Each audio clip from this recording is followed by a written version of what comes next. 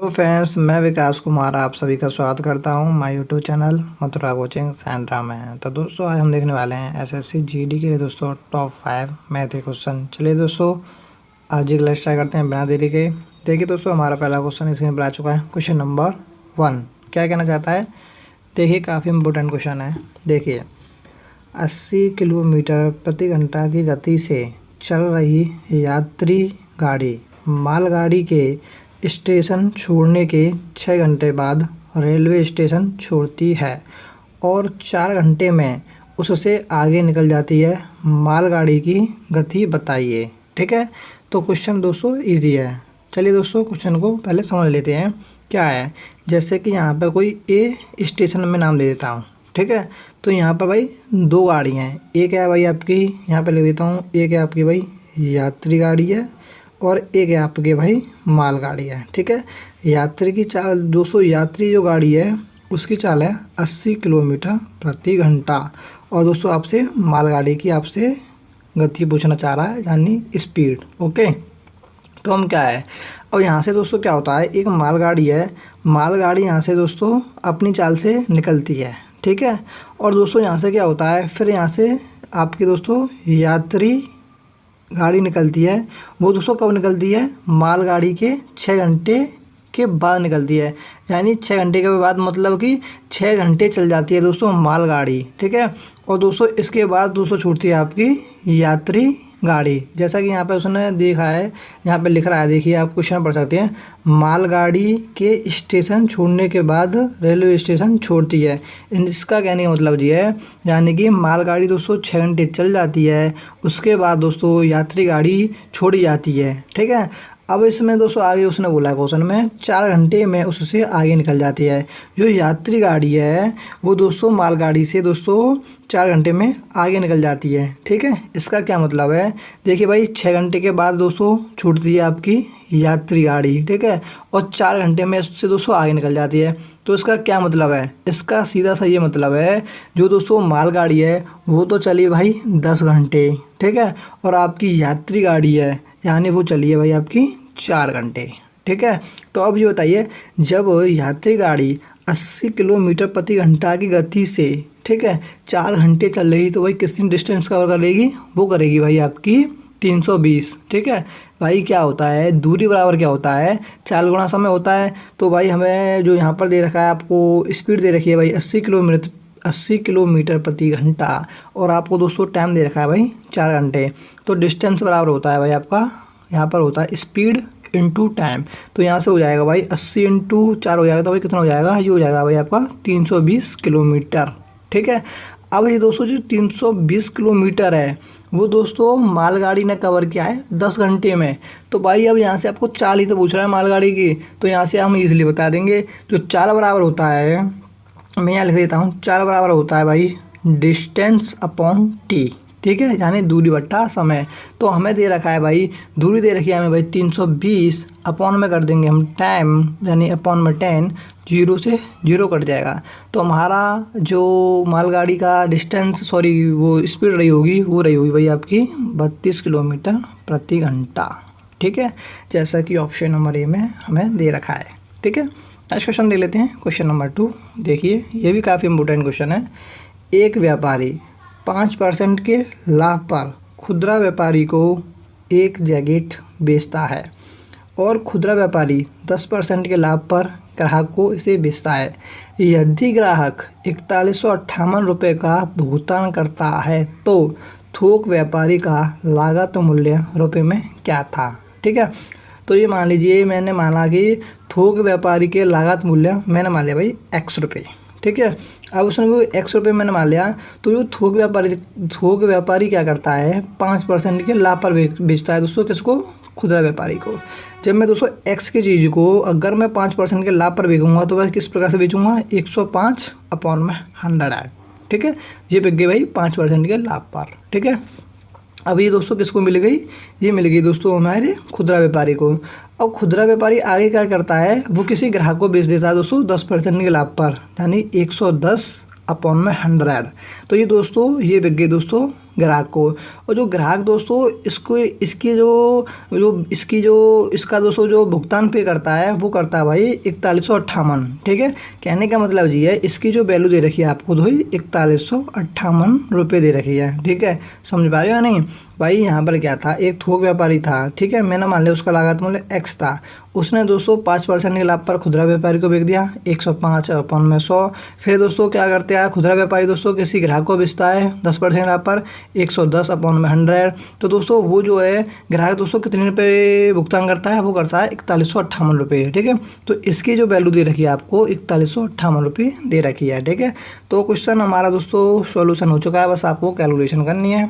ठीक है, तो 5 से कट जाएगा 21 बार और 5 से कट जाएगा भाई आपका 20 बार, 0 से 0 कट जाएगी। ठीक है, तो यहाँ पर हमारी कैलकुलेशन बन के आएगी क्या 4158 इंटू 2 इंटू 100 अपॉन में 21 इंटू 11।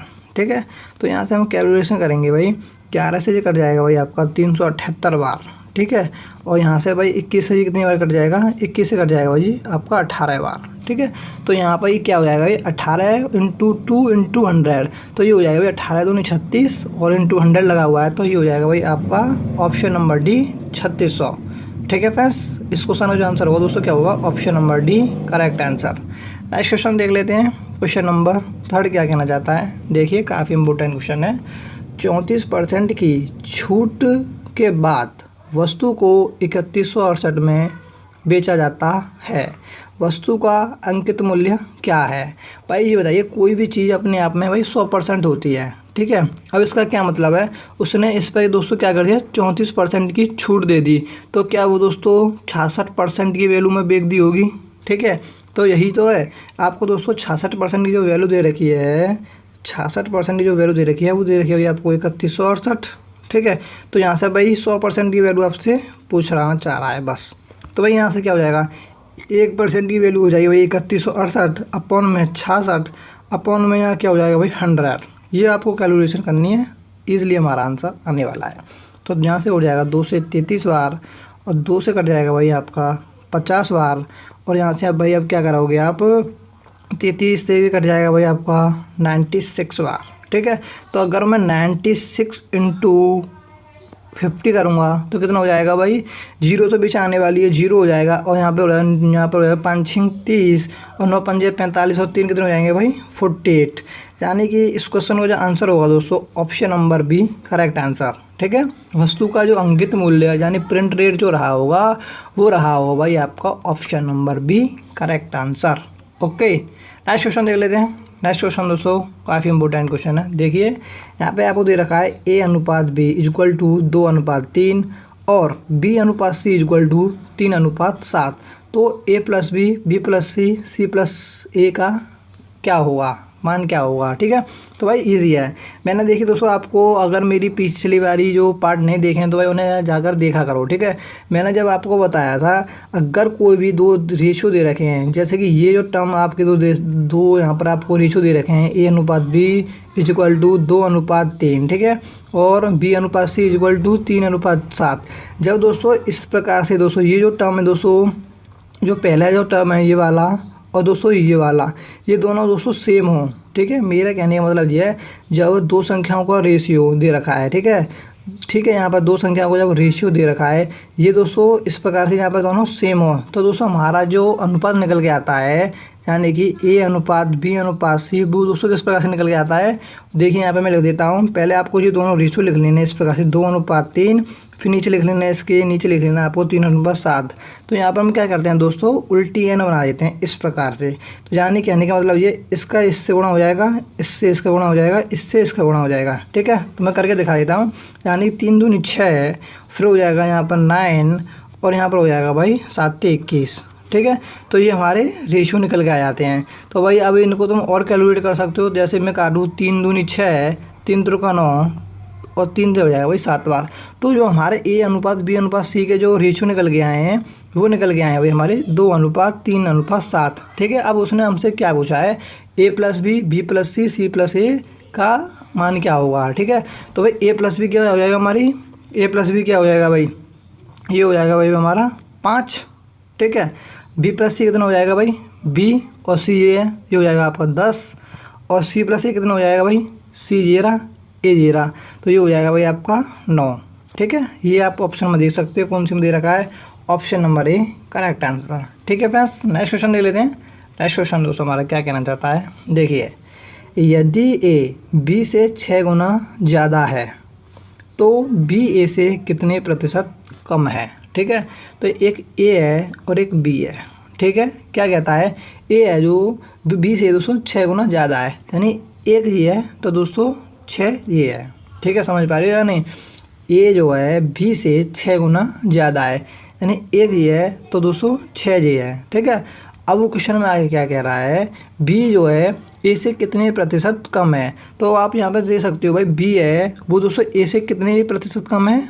देखिए दोस्तों यहाँ पे तुम देख सकते हो 5 कम है। ठीक है, बट दोस्तों उसने पूछा है प्रतिशत में, तो ये दोस्तों जो 5 है वो 6 का कितना प्रतिशत है। ठीक है, अब आपको ऐसा कैलकुलेटर नहीं करना है कि दोस्तों आप 1 पे कैलकुलेट करें। ठीक है, तो यहाँ पर आपको ये ध्यान रखना है 6 पे कैलकुलेट करना है। उसने पूछा है बी ए से कितने प्रतिशत कम है, तो वो पूछ रहा है ए से पूछना चाह रहा है ना, तो हम ए पे ही कैलकुलेट करेंगे ना कि बी पर। ठीक है, तो 5/6 हो जाएगा, अपॉन में हो जाएगा 100। ठीक है, तो यहाँ से हो जाएगा भाई आपका 500/6। तो जब यहाँ से आप तुम कैलकुलेट करोगे तो यहाँ से काटोगे भाई 8 6 8 48, 8 और 6 18, तो भाई 83 पॉइंट कुछ जाएगा। तो आप ऑप्शन में देख सकते हो भाई ऑप्शन नंबर भी करेक्ट आंसर। ठीक है भाई, अगर कंपटीशन की तैयारी कर रहे हो तो भाई आपको ऑप्शन पर भी नज़र रखनी चाहिए। ठीक है, तो मुझे मालूम है भाई 8 आ रहा है, तो इसमें तो ना इसमें आ रहा है। अगर मैंने यहाँ पर जैसे ही मैंने और डिवाइड किया तो 3 आ रहा था, इसमें भी 3 नहीं आ रहा था, डी में तो ये भी कट गया, तो मुझे भाई पूरा चेक करने की ज़रूरत नहीं है, तो हमारा ऑप्शन नंबर भी